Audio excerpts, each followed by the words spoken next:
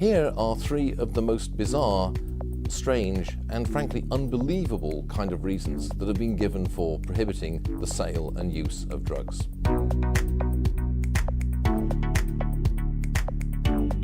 The war on drugs, contrary to what many people believe, has been going on for a long time.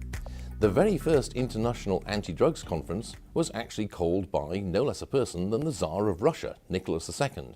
Maybe that's why so many people involved in this campaign want to be called Tsars, although you'd think they would remember what happened to him, and maybe not be quite so keen to have that title.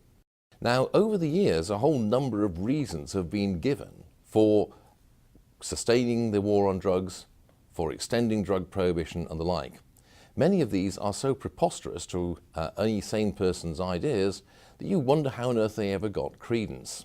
One argument which was made, for example, for banning opiates in the United States in the 1890s, and which was also made for banning the sale of cannabis in the 1930s, was that it would lead to miscegenation.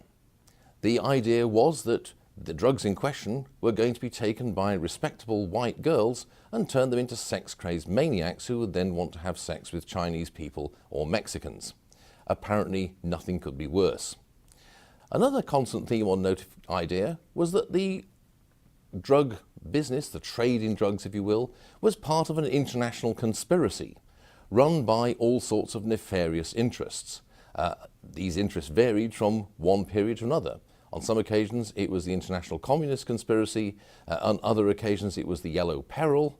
On yet other occasions, it was a worldwide conspiracy of aliens and lizards, particularly the British royal family, who, as we all know, are in fact lizard-shaped aliens with a bad human disguise.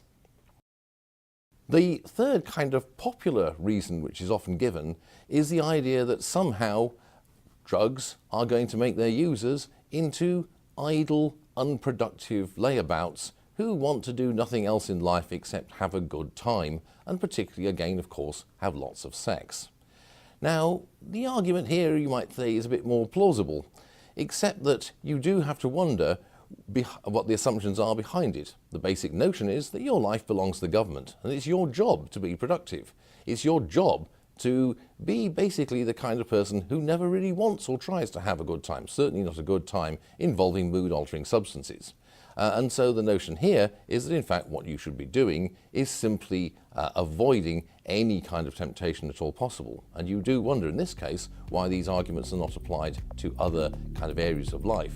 But let's not give the people who make these arguments any more ideas.